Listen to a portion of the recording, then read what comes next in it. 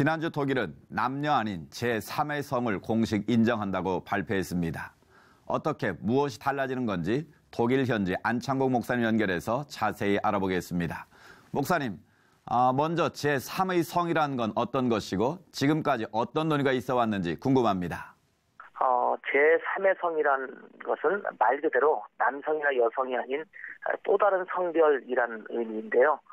예를 들면 고환이나 난소를 모두 갖고 있는 경우도 있고 또 어느 쪽 성호르몬도 발생하지 않는 경우도 있는데 이들은 남성이나 여성으로 구별하기 어려운 부분이 있다고 해서 이들을 제3의 성별로 주민등록이나 여권 등에 표시할 수 있도록 해야 된다는 주장을 하고 있습니다. 이 제3의 성은 지금 처음 나온 말은 아니고 독일에서는 이미 지난 2013년부터 제3의 성 정체성을 지닌 시민이 성별을 표기하지 않을 수 있도록 허가했습니다. 그렇지만 제3의 성별 표기를 주장하는 사람들은 이 조치가 불충분하다면서 2014년에 위헌 심판을 제기했습니다. 그러다가 공문서상 여성으로 분류되어 있지만 염색체 분석 결과 제3의 성으로 판명난 바냐라는 사람이 있는데 이 사람이 소송을 내어서 이번 결정이 이루어지게 되었습니다. 1989년생인 바냐는 자신의 성별을 여성에서 인터 디버스 또는 디버스로 바꾸려고 했는데 관공서가 이를 거절했기 때문에 이런 조치는 개인의 인격권을 침해하는 것이고 일종의 성차별이라고 주장하면서 소송을 냈고 또 독일 연방헌법재판소에서는 그의 주장을 받아들여서 지난 8일 제3의 성을 표기할 수 있도록 판결을 내려서 유럽 최초로 제3의 성을 공식적으로 공문서에 인정하는 그런 나라가 되었습니다. 그러면 앞으로 무엇이 어떻게 달라지는 건가요? 독일 내에서는 약 8만여 명이 남성이나 여성으로 구별되지 않고 또 호르몬이나 신체적인 특성에서 두 가지의 성특성이 모두 되거나 아니면 모두 발견되지 않는 경우로 보고되고 있는데 이들은 기형으로 분류되어서 강제로 수술을 받는 등 인권 침해를 받고 있다고 주장하고 있습니다. 독일 연방헌법재판소에서는 2018년까지, 내년까지죠. 출생 신고서에 제3의 성을 표기하도록 판결했기 때문에 독일 내무부는 내년부터 남성과 여성만이 아닌 제3의 성을 표기할 수 있도록 공문서에 다른 난을 만들거나 공란으로 남겨둘 수 있도록 조치를 취해야 하고요. 염색체 분석을 통해서 제3의 성으로 분류된 기존의 8만여 명의 독일 사람만 아니라 트랜스젠더를 비롯해서 남녀 한쪽의 성적 정체성을 거부하는 사람들도 제3의 성으로 등록될 수 있을 것으로 보입니다. 하나님의 창조 질서를 생각할 때 우려하지 않을 수 없는데요.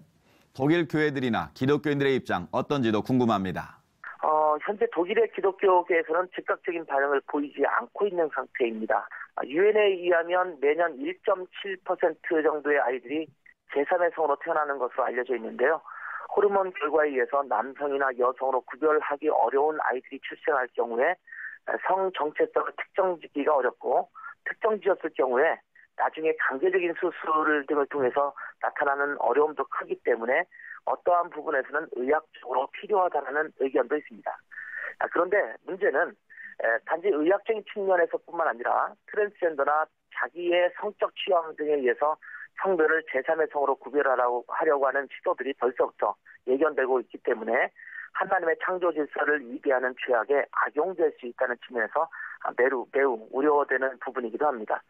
기독교계에서는 이 부분에 대한 엄격한 기준을 마련하고 또 연구해서 이 법안이 악용되지 않도록 노력해야 될 것 같습니다. 말씀하신 대로 선천적인 문제로 성 정체성에 혼란을 겪는 사람들에게는 필요한 조치가 될 수 있겠습니다만 이런 법이 악용되지 않아야 할 텐데요. 이 부분도 매우 우려가 됩니다.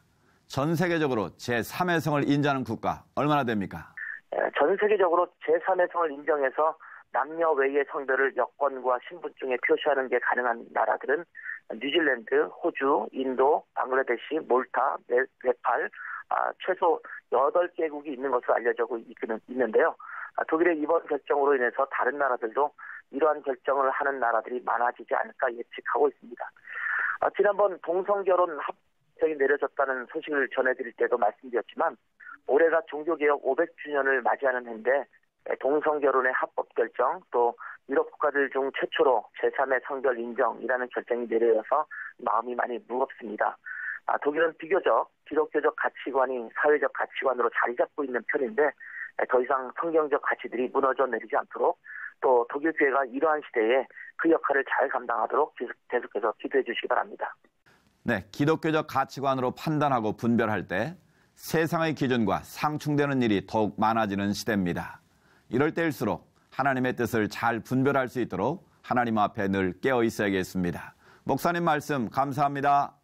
감사합니다.